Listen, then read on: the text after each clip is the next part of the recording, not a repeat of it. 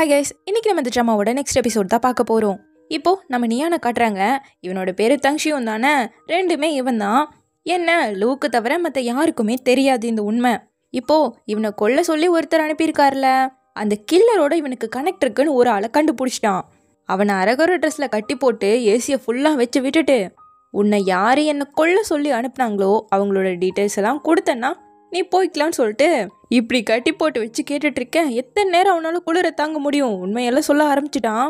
தென் இப்போது நம்ம ஹீரோயினை காட்ட, அதான் நம்ம நியான் லூயிஸ் இருக்கான்ல, ப்ரொமோஷன் பண்ணுறதுக்கு ஒத்துக்கிட்டான்ல, அதுக்கான ஈவெண்ட்டெல்லாம் ஏற்பாடு பண்ணுன்னு சொல்லிட்டு பிளான் பண்ணிகிட்ருக்காங்க. அந்த டைமில் நியான் அவளோட ஆஃபீஸ்க்கு போய் அவளோட லேப்டாப்பில் உள்ள ஏதோ ஒரு ப்ராஜெக்டை திருட பார்த்துட்ருக்கான். அப்போ கரெக்டாக நம்ம ஹீரோயின் வந்துட்டாளா, நீ இங்கே என்ன பண்ணுற, என்னோட லேப்டாப் எதுக்கு ஓப்பன் பண்ணி வச்சிருக்குன்னு கேட்கவும், இப்போதைக்கு எனக்கு வேறு வழியே இல்லை, அதனால நான் இப்படி பண்ணுறதுக்கு என்ன மன்னிச்சிட்டு சூசியான்னு மனசுக்குள்ளே நினச்சிட்டு தங்ஷியோட ஃபோட்டோ வச்சிருப்பாள்ல, அதை எடுத்து ஃபுல்லாக கிழிச்சு போட்டான். ஏன் நீ என்ன பண்ணுற அப்படி சொல்லிட்டு நம்ம ஹீரோயின்லாம் பதறிட. அவன் இறந்து போயிட்டான். அவன் திரும்பி வரப்போகிறது கிடையாது. உனக்கான புது லவ் நீ தேடிக்கோங்கிற மாதிரி சொல்ல, உனக்கு என்ன என்னை பற்றி எல்லாமே தெரிஞ்ச மாதிரி நினச்சிட்டு பேசிகிட்டு இருக்க. அவன் இறந்தே போயிருந்தாலும் சரி, எப்பவுமே நான் அவனை லவ் பண்ணிக்கிட்டே தான் இருப்பேன். நான் ஒன்றும் உன்னை லவ் பண்ணலன்னு சொல்ல, ஆனால் அப்படி தெரியலையே அப்படிங்கிற மாதிரி இவன் சொல்லவும், உன்னை மாதிரி ஒருத்தரை லவ் பண்ணணும்னு நினச்சேன் பாரு, எனக்கே கேவலமாக இருக்குது. நீ ரொம்பவே செல்ஃபிஷான, அரகண்டான, ஒரு எமோஷனல் கூட இல்லாத மனுஷ ஜென்மமே நீ கிடையாது. இனிமேல் என் மூஞ்சிலே முழிச்சிடாத, உன்னை நான் பார்க்க கூட விரும்பல போன்னு சொல்லிட்டு கிழிஞ்சு போன ஃபோட்டோஸ் எல்லாம் பார்த்து பயங்கரமாக அழுதுட்ருக்கா. இவனுக்கும் இது பண்ணுறதுல கஷ்டம்தான், ஆனால் எப்படியோ வந்த வேலையை கரெக்டாக முடிச்சிட்டான். என்ன டாக்குமெண்ட்டை எடுத்துட்டியாங்கிற மாதிரி யாரோ ஃபோனில் கேட்குறாங்க, அது யாருன்னு தெரியல. இப்போது ஜின் வந்து பார்த்துட்டு, என்ன அழுதுருக்கியா, கண்ணெல்லாம் செவந்து போயிருக்குன்னு கேட்க, இல்லை கண்ணில் தூசி விழுந்துருச்சுங்கிற மாதிரி சமாளிக்கிறா. நீ லூயிஸோட கொலாபரேட் பண்ண போகிறேன், அதை இந்த மாதிரிலாம் பண்ணால் கொஞ்சம் நல்லா இருக்கும்னு சொல்லிட்டு அவன் டீட்டெயில்ஸ் எல்லாம் எக்ஸ்பிளைன் பண்ண, ரொம்ப தேங்க்யூ ஜின்கிறா. இட்ஸ் ஓகே விடு, அண்ட் நம்ம இந்த ஒர்க் பற்றி கொஞ்சம் டீட்டெயிலாக டிஸ்கஸ் பண்ண வேண்டியதும் இருக்குங்க, கண்டிப்பாக பண்ணிக்கலாங்கிறா. இன்னைக்கு நைட்டு நீ ஃப்ரீயாக இருப்பியான்னு கேட்க, ஆமாம் நான் ஃப்ரீ தாங்கிறா. லூயிஸ் தான் இப்போது கொலாபரேஷனுக்கெல்லாம் ஓகே சொல்லிட்டாருல, இதை நம்ம செலிப்ரேட் பண்ணலாம், என்னோட வீட்டுக்கு வா, நானே கையால் குக் பண்ணி தரேன், ஜாலியாக சாப்பிட்டு வரலாங்கிற மாதிரி கூப்பிட்டேன். சரி வரேன்ட்டா. கட் பண்ண இப்போ அவனோட வீட்டில் தான் சாப்பிட்ருக்கா. சரி அப்படியே நியானை பற்றி கொஞ்சம் விட்டு இறக்குவோன்னு சொல்லிட்டு, இந்த லூயிஸை நீ பார்க்காமையே எப்படி கான்ட்ராக்ட்லலாம் சைன் போடுறதெல்லாம் எனக்கு சரியாக படலை, மீட்டிங்லாம் போட்டு டீட்டெயிலாக டிஸ்கஸ் பண்ணி எல்லாம் பண்ணால் தானே நல்லாயிருக்கும்னு சொல்ல, அப்படி இல்லை அவருக்கு வெளியவே வர பிடிக்காதுங்கிறப்போ நம்ம ஃபோர்ஸ் பண்ணக்கூடாதுல, நமக்கு ஓகே சொன்னதே பெரிய விஷயங்கிற மாதிரி அவர் சொல்லிட்டு போகவும், இப்போ கூட நீ அவனை விட்டு தராம தான் பேசுகிறான்னு இவன் மனசுக்குள்ளேயே நினச்சிட்டு இருக்கும்போது கரெக்டாக நியான் கால் பண்ணுறான். கால் வேறையாடா பண்ணுறேன்னு சொல்லிட்டு கட் பண்ணி இவன் பேக்கெட்டில் போட்டுக்க, நம்ம ஹீரோயின் வந்து இங்கே என்னோட ஃபோனுன்னு கேட்கவும், சார்ஜ் கம்மியாக ஆயிடுச்சு, அதனால தான் உள்ளே போட்டு வச்சிருக்கேன்னு சொல்லிட்டு போய் சொல்கிறான். அதனால இவளுக்கும் சந்தேகம் வரலையா, இது என்னோட ஸ்பெஷல் காக்டைல், நான் உனக்காக ப்ரிப்பேர் பண்ணதுன்னு சொல்லிட்டு கொடுக்க, வாவ் ரொம்ப சூப்பராக இருக்குடான்னு சொல்லிட்டு குடிக்க ஆரம்பிக்க ஓவர்லோட் ஆயிடுச்சு.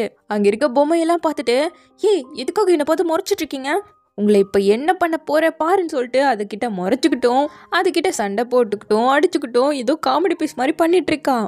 ஜின் இந்த திருடங்களெல்லாம் எதுக்காக உன்னோட வீட்டில் வச்சுட்ருக்கங்கிற மாதிரி கேட்கவும், அவன் பின்னாடி வந்துட்டு தலை தெரிலையா, என்ன ஜின்னை காணுங்க, நான் இங்கே தான் இருக்கேங்கிறான். என்ன ஜின்னவே காணுங்க, ஜூசியா நான் இங்கே தான் இருக்குன்னு சொல்லவும், இருக்கியா பாரு, இந்த திருடங்களை எல்லாம் நம்ம தான் அடித்து விரட்டி ஆகணும், நான் தான் ஏஜென்ட்டு, என்ன பண்ணுற பாருன்னு சொல்லிட்டு இவ பாட்டுக்கு எதுதோ பண்ணிகிட்டு இருக்கா. அதே சமயம் இங்கே நியானை காட்ட, நம்ம ஹீரோயினுக்கு தான் கால் மேலே கால் பண்ணிகிட்டே இருக்கான், எடுக்கவே மாட்டேங்கிறாளாம். இங்கே நியானும் சோஃபாவில் கொண்டு வந்து நம்ம ஹீரோனை படுக்க வச்சுட்டு அவளை அப்படியே பார்த்துட்டு நின்றுட்டுருக்கேன். இங்கே நம்ம ஹீரோ செக்ரட்டரி கிட்ட கால் பண்ணி ஹீரோனை பார்த்தியாங்கிற மாதிரி விசாரிக்க, மத்தியானம் ஜின்னோட தான் பேசிகிட்டு இருந்தாங்க, அவர் எப்போவும் வீட்டுக்கு கிளம்பிட்டாரேன்னு சொல்லவும், அப்போது ஜின் கூட இருக்கதான் வாய்ப்பு இருக்குன்னு நினச்சிட்டு அங்கே தான் வரான். உள்ள இவனோ வில்லத்தனமா, ஜூசியா இனிமேல் நீ எனக்கு சொந்தமாக போகிறேன்னு சொல்லிட்டு டைலாக் பேச பேச நம்ம ஹீரோ அங்கே வந்து கதவெல்லாம் தட்ட ஆரம்பிச்சிட்டான். உடச்சிட்டு வர முடியாதுல்ல அவ்வளோ சீக்கிரம். ஸோ இவன் பாட்டுக்கு நம்ம ஹீரோயினை கிஸ் பண்ண போக கரெக்டாக நம்ம ஹீரோ கதவை உடச்சிட்டு உள்ளே வந்து அவனை பிடிச்சி அடிச்சிட்டான். இப்போ தான் இவளுக்கு தெரியுதா, ஐயோ ஜின் என்னாச்சு, ரத்தம்லாம் வருது அப்படிங்கிற மாதிரி இவ கேட்க, இவன் என்ன வேலை பண்ணான்னு உனக்கு தெரியுமா நியான்னு கத்தவும், இல்லை ஜூசியா நான் உன்னை சோஃபாவில் தான் படுக்க வச்சேன், இவன் பாட்டுக்குள்ளே வந்து ஒரு வார்த்தை கூட பேசாமல் என்னை அடிச்சிட்டான்னு சொல்ல இதை நம்ம ஹீரோ நம்பிட்டா. உனக்கு என்னதான் ஆச்சு நியான், எதுக்காக இப்படி பண்ணிட்டு இருக்கேன்னு அவனை பிடிச்சி திட்டிட்டு, ஜின் நீ மருந்து போடு அப்போ தான் சரியாகும்னு பேச, முதல்ல நீ வாடின்னு சொல்லிட்டு நம்ம ஹீரோனை இழுத்துட்டு போயிட்டான். இவனால் பொறுக்கவே முடியல, கோவத்தை வெளிப்படுத்துறதுக்கு பயங்கரமாக போட்டு கத்திட்டு இருக்கான். இங்கே இவங்க வீட்டுக்கு வந்ததும் எதுக்காக உன் ஃபோன் ஆஃப் பண்ணி வச்சேன்னு இவன் கேட்க, உனக்கு என்ன வந்துச்சு, நான் என்ன வேணா பண்ணுவேங்கிறா. அப்போ அவகிட்ட தங்ஷியோட ஃபோட்டோவை காட்டினதும் அவ்வளோதான். என்கிட்ட நெகட்டிவ் கூட கிடையாது, எப்படி நீ இதை ரெடி பண்ண, எப்படி எடுத்த அப்படி சொல்லிட்டு அதை அவன்கிட்ட இருந்து வாங்க வரவும் கொடுக்காம, ஓஹோ தங்ஷி நீ அவ்வளோ லவ் பண்ணுறியான்னு கேட்க, நீ முதல்ல என்கிட்ட கொடுன்னு சொல்லிட்டு பிடுங்க தான் ட்ரை பண்ணிட்டு இருக்கா. நான் சொல்றதுக்கு பதில் சொல்லு, நீ அவனை அவ்வளோ லவ் பண்ணுறியான்னு கேட்க, ஆமாம் நான் அவனை அவ்வளோ லவ் பண்ணுறேன், தினமும் அவனை நினச்சிக்கிட்டே தான் இருக்கேன், உனக்கு இதெல்லாம் ஃபன்னாக இருக்குல்ல அப்படின்னு சொல்லிட்டு பேசுவோம். என்னால் உன்னோட பாஸ்ட்டை எரேஸ் பண்ண முடியாது, ஆனால் உன்னோட ஃப்யூச்சருக்கு நான் மட்டும்தான் உனக்கு சொந்தமாக இருப்பேன்னு சொல்லிட்டு அவளை பிடிச்சி கிஸ் பண்ண ஆரம்பிச்சிட்டேன். ஸ்டார்டிங் வேணாம் தான் சொல்கிறா, அப்புறம் அப்படியே கிஸ் பண்ணவும், இல்லை வேணாம் போதும் நான் ட்ரிங்க் பண்ணியிருக்கேன் ரூமுக்கு போகிறேன்னு சொல்லிட்டு போகிறா. இந்த ஹேங் ஓவரை குடிச்சிக்கோ, காலையில் தலைவலிக்காது, இனிமேல் நைட்டு எத்தனை மணிக்கு வரையோ அதை சொல்லிட்டு தான் வரணுங்கிற மாதிரி சொல்ல, இது என்னோட வீடு, நான் போட்ட ரூல்ஸை ஃபாலோ பண்ணால் மட்டும்தான் இங்கே இருக்க முடியும்னு அவன் ஸ்டார்ட் பண்ணேன். ஓகே புரிஞ்சுன்னு சொல்லிட்டு போயிட்டா. அந்த ஃபோட்டோக்காக அதில் உள்ளது மாதிரியே திரும்பவும் ட்ரெஸ் பண்ணி ஹேர் ஸ்டைலாம் செட் பண்ணி தான் ஃபோட்டோ எடுத்து நம்ம ஹீரோயினுக்காக கொண்டு வந்திருக்கான். ஏன்னா இவன் தானே கிழிச்சே போட்டான். இங்கே நம்ம ஹீரோயினும் அந்த ஃபோட்டோவை பத்திரமா ஃப்ரேமில் போட்டு வச்சுட்டு மேக்கப்பெல்லாம் ரிமூவ் பண்ணும்போது என்ன இந்த காயம் இருக்குது எப்படி ஆச்சு அப்படிங்கிற மாதிரி யோசிச்சுட்டு இப்போது ரெடி ஆகிட்டு கிளம்பவும், எங்கே போகிறேன்னு சொல்லி கேட்குறான்.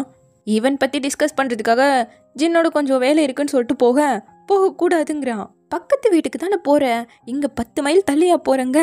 அப்படியே நெத்தியை பிடிச்சி ஸ்டாப் பண்ணி விட்டு ரூல்ஸ்லாம் ஃபாலோ பண்ணணும்னு ஆரம்பிச்சதும் ஓகே புரிஞ்சு, நாளைக்கு காலையிலேயே போய்க்கிறேன்னு சொல்லிட்டு போவேன். ஒரு நிமிஷம் இருன்னு ஸ்டாப் பண்ணி அவளை ஒரு சுற்றி என்ன எக் பிளான்ட் மாதிரியே இருக்கேன்னு சிரிக்க, உன்ன மாதிரியெல்லாம் என்னால் இருக்க முடியாது, வெளியே போகிறப்போ நம்ம டீசெண்டாக ட்ரெஸ் பண்ணால் பரவாயில்ல, வீட்லேயும் ஓவராக அழகழகான ட்ரெஸ்ஸை பார்த்து போட்டுட்ருக்கேன், உன்ன மாதிரியெல்லாம் என்னால் ட்ரெஸ் பண்ண முடியாது, நான் இப்படி தான் பண்ணுவேன்னு சொல்லவும், நான் உன்னை கிரிட்டிசைஸ் பண்ணவே இல்லையே, நான் உன்னை க்யூட்டாக இருக்குன்னு தாண்டி சொன்னேன் அப்படி சொல்லிட்டு போயிட்டான். க்யூட்டு நான் சொன்னேன் அப்படி சொல்லிட்டு அதுக்கப்புறம் சிரிச்சிட்ருக்கா. இங்கே நம்ம நியானுக்கும் தூக்கமே சரியாக வரமாட்டேங்குது. கனவுல கூட ஜின் நம்ம ஹீரோயின்ட்ட தப்பாக நடந்துக்கிற மாதிரியே தான் வருதா. அவன் ரொம்பவே டேஞ்சரான பர்சன், எதுவும் நடக்காம நம்ம தான் பார்த்துக்கணுங்கிற மாதிரி ஏதோ யோசிக்கிறான். இங்கே நம்ம ஹீரோயினை காட்ட அடுத்த நாள் ஈவெண்ட் பற்றி டிஸ்கஸ் பண்ணுறதுக்காக அவன்கிட்ட வந்திருக்கா. அவனும் ஈவெண்ட் லஞ்சு நம்ம சிட்டி சென்டரில் வச்சுக்கலாம், நீ என்ன நினைக்கிறேன்னு அதை பற்றி பேச ஆரம்பிக்க, இவளுக்கு கொட்டாவையாக வந்துட்டு இருக்கு, தூங்கிட்டு இருக்கா. கேட்டா இல்லை எனக்கு வேலை தான் முக்கியம், தூக்கமாக முக்கியம் அப்படின்ட்டு இருக்கா. சரி உனக்கு காஃபிக்கு இது வேணுமான்னு கேட்க, கண்டிப்பாக போ ரொம்ப தேங்க்யூ அப்படி சொல்லிட்டு அனுப்பி வச்சுட்டு, பாஸ்ட்டை என்னால் அழிக்க முடியாது, ஆனால் உன்னோட ஃப்யூச்சரில் கண்டிப்பாக நான் இருப்பேன், நான் மட்டும்தான் இருப்பேன்னு சொல்லியிருப்பான்ல, அதை நைட்டு ஃபுல்லாக இவன் தூங்காமையே நினச்சி பார்த்துக்கிட்டே படுத்துட்டு இருந்திருக்கா. அவன் ஒரு வார்த்தை சொன்னதுக்கு நீ ஏன்டே நைட்டு ஃபுல்லாக தூங்காமல் இருக்கன்னு இவ்வளோ திட்டிகிட்டு இருக்க. அப்புறம் தான் ஞான உதயம் வருது, இல்லை நமக்கு இப்போதைக்கு முக்கியம் ஹனி லவ் ப்ரமோஷன், அது நல்லபடியாக முடியணும்னு சொல்லிட்டு அவன் காஃபியை கொண்டு வந்து வச்சதும் மடக்குன்னு எடுத்து குடிச்சிட்டு இருக்கா. என்ன பண்ணாலும் தூக்கம் சுத்தமாக போகவே மாட்டேங்குது. இதில் அவன் வேற தெரியாமல் காஃபியை மேலே கொட்டி விட்டுறேன். ஓகே பரவாயில்லன்னு தான் சொல்கிறான். ஆனால் அவன் இல்லை கோல்டு பிடிச்சிக்கும், எங்கள் கம்பெனியோட ட்ரையல் கிளாத்லாம் உள்ளே இருக்குது, உனக்கு பிடிச்சதை எடுத்து போட்டுக்கோ கரெக்டாக இருக்குங்கிற மாதிரி சொல்லி அனுப்புகிறானா. சரிண்ணே இவளும் செட் ஆகிற ட்ரெஸ்ஸை ஒன்று போட்டு வர அவன் மெய் மறந்து போய் பார்க்க ஆரம்பிச்சிட்டான். நல்லா தான் இருக்குது, கொஞ்சம் டைட்டாக இருக்குது அப்படி சொல்லிட்டு இவன் எக்ஸ்பிளைன் பண்ண ஆரம்பிக்க, அவன் எங்கே வெச்சக்கண்ணு வாங்காமல் அவளையே தான் பார்த்துட்டு இருக்கான். அப்போ டக்குன்னு நம்ம நியான்ட்டு கால் வருது. அங்கே என்ன பண்ணிட்டு இருக்க, இப்போ வீட்டுக்கு வர இல்லையோன்னு சொல்லிட்டு பயங்கரமாக கத்துறான். சரி வர அப்படி சொல்லிட்டு பக்கத்து வீடு தானே வந்ததும், என்ன புது ட்ரெஸ் போட்டிருக்கேன் உன்ட்ட இந்த மாதிரி இல்லையே அப்படி சொல்லிட்டு கேட்குறான். இது மாதிரி தெரியாமல் காஃபி மேலே கொட்டிடுச்சு, அதான் ஜின் அவங்க ஆஃபீஸ் கிளாத்தை கொடுத்தான் போட்டேன் அப்படின்னு சொல்ல, ஒரு பையனோட வீட்டில் போய் எப்படி உன்னால் ட்ரெஸ் சேஞ்ச் பண்ண முடியுதுன்னு திட்ட, நான் பாத்ரூமில் போய் ட்ரெஸ் சேஞ்ச் பண்ணேன், அவன் முன்னாடி ஒன்றும் ட்ரெஸ் சேஞ்ச் பண்ணலன்னு சொன்னதும் ஆஃப் ஆகிட்டான். சரி இதெல்லாம் என்ன எதுக்கு வாங்கியிருக்க அப்படி சொல்லிட்டு கேட்க, இது பெப்பர் ஸ்ப்ரே, இது ஸ்மார்ட் அலாரம், அப்புறம் கைக்கு அடக்கமான சின்ன நைஃபு, இதெல்லாம் எதுக்கு வாங்கியிருக்கேன்னு கேட்க, ஆம்பளைங்க கிட்ட எப்போவும் உன்னால் சேஃபாக இருக்க முடியாது, அதுக்கு தான் உன்னோட சேஃப்டிக்கு இதுங்க, நம்ம 2 பேரும் ஒரே ரூமில் தானே இருந்துகிட்ருக்கோம், நான் அப்படிலாம் அன்சேஃபாக ஃபீல் பண்ணதே இல்லைங்கிறா. உடனே அவகிட்ட வந்து உனக்கு தான் என் மேலே க்ரஷ் இருக்குல்ல, ஸோ சேஃப்டிக்கு நீ எல்லாம் எதுவும் வைக்கவே தேவையில்லைங்க, உன் மேலே க்ரஷ் இருக்குன்னு நான் எப்போ சொன்னேன்னு கேட்குறா. ஓஹோ இல்லையா அப்படிங்கிற மாதிரியே இவன் பார்த்துட்டே இருக்க. சரி போ நகருன்னு சொல்லிட்டு தள்ளுறாளா, அவன் நகரவே மாட்டான். அப்போது ஒரு ஃபோர்ஸில் அந்த பெப்பர் ஸ்ப்ரேயை அடிச்சு விட்டா. ஐயோ அம்மா கண்ணுன்னு சொல்லிட்டு பதற ஆரம்பிச்சிட்டான். ஐயோ என்னாச்சு, கண்ணுக்கு இது போயிடுச்சா, நம்ம ஹாஸ்பிட்டலுக்கு போகலான்னு சொல்லிட்டு இவ்வளோ பதற. என்ன நீ எனக்காக இவ்வளோ கேர் பண்ணுறியே, எனக்கு கண்ணு தெரியாமல் போனாலும் உன் வாழ்க்கையை விட்டு போக மாட்டேன், ஒட்டிக்கிட்டே தான் இருப்பேங்க, இப்போ எதுக்கு என்னை ஃபூல் பண்ண ட்ரை பண்ணிட்டு இருக்கே அப்படி சொல்லிட்டு இவ திட்டுறா. சரி விடு, எனக்கு கண்ணு தெரியாமே போனாலும் பரவாயில்ல, இப்போ நீ இதெல்லாம் எப்படி யூஸ் பண்ணணும்னு தெரிஞ்சுக்கிட்டல, அதுதான் எனக்கு முக்கியம்னு சொல்லிட்டு சண்டைய ஆரம்பிச்சிட்டாங்கப்பா. ஸோ இப்படியே இந்த பார்ட் முடியுது. சீக்கிரமாகவே இதனோட நெக்ஸ்ட் பார்ட்டோட வந்து பார்க்குறேன். தேங்க்யூ.